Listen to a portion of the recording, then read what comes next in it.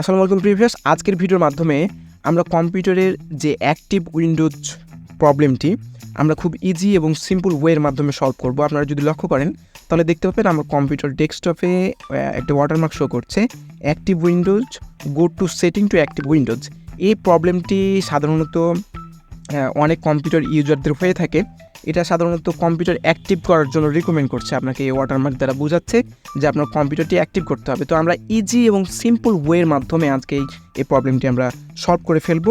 তো প্রথমে আমরা যেটা করব, আমরা কম্পিউটার থেকে আমাকে অনুসরণ করুন। আপনার যদি এই প্রবলেমটি হয়ে থাকে তাহলে আমাকে ফুললি অনুসরণ করুন। ছোট্ট একটি ভিডিও এবং ছোট্ট প্রসেসের মাধ্যমে আপনি কিন্তু খুব সহজেই সলভ করে ফেলতে পারবেন।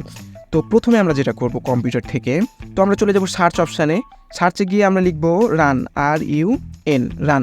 উপরে দেখুন রান নামে একটি অপশান শো করেছে। আমরা এই অপশানের উপর ক্লিক করব, তাহলে আমাদের সামনে একটি পপ আপ শো করবে। তো এই পপ আপটি আপনি শর্টকাট মাধ্যমে নিয়ে আসতে পারেন কিবোর্ড থেকে ইজিলি। আপনি যদি কিবোর্ড থেকে Windows+R ক্লিক করেন তাহলে কিন্তু এই শর্টকাটটি আমি কেটে দিচ্ছি। Windows+R ক্লিক করলে কিন্তু আপনি এই পপ আপটি ইজিলি নিয়ে আসতে পারবেন কিবোর্ড থেকে। তো আমরা এখানে সিম্পলি লিখব REGEDIT,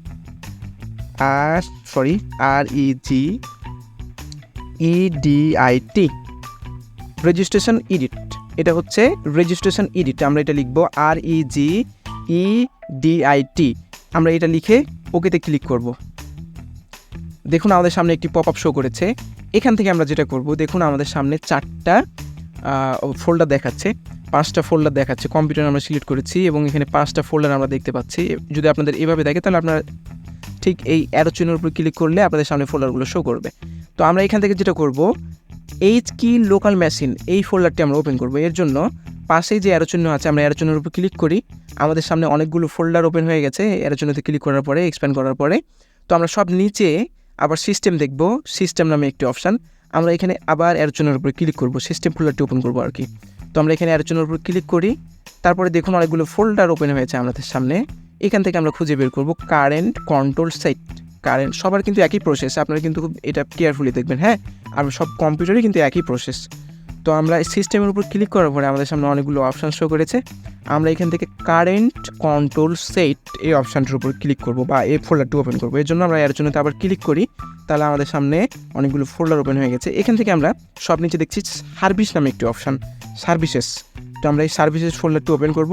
এর জন্য আমরা আবারও অ্যারো চিহ্নের উপর ক্লিক করব। অ্যারো চিহ্নের উপর ক্লিক করলাম, অনেকগুলো ফোল্ডার ওপেন হয়েছে। এখান থেকে আমরা যেটা করব, আমরা এখান থেকে স্ক্রল করে খুঁজে বের করব। ফোল্ডারের নাম হচ্ছে SVSBC। আমরা এই ফোল্ডারটি খুঁজে বের করব।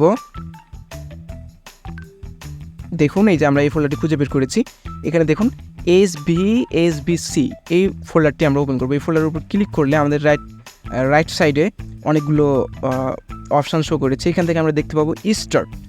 এই অপশানগুলো থেকে আমরা দেখতে পাবো স্টার্ট নামে একটি অপশান।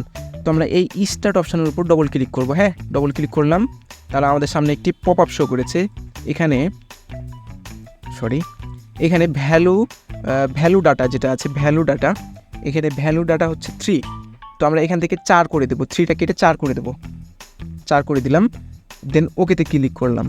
ওকে, এবার আমাদের কাজ শেষ, একদম টোটালি শেষ। আমরা জাস্ট এটা ক্লোজ করে ফেলি। তো এই প্রসেসটা আপনাকে করতে হবে। এখন আপনি যদি আপনার কম্পিউটারটা রিস্টার্ট করেন, তাহলে এই যে অ্যাক্টিভ উইন্ডোজ এই প্রবলেমটি চলে যাবে এবং আপনাদের উইন্ডোজটি অ্যাক্টিভ হয়ে যাবে। আমি রিস্টার্ট এই অপশানটিতে ক্লিক করছি। আমার কম্পিউটার রিস্টার্ট করে আমি আবার ফিরে আসছি।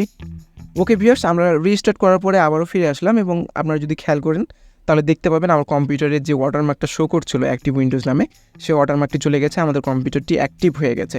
এখন আমি যেটা বলবো সেটা হচ্ছে যে আপনার কম্পিউটার যদি এই প্রবলেমটি হয়, উইন্ডোজ অ্যাক্টিভেশন প্রবলেমটি, তাহলে যে সমস্যায় আপনি পড়তে পারেন, যেমন ধরুন আপনি আপনার কম্পিউটারের ওয়ালপেপার আপনি সেট করতে পারবেন না, কম্পিউটারের ডেস্কটপ স্ক্রিনে আপনার ওয়ালপেপার সেট করতে পারবেন না, প্রবলেম হবে।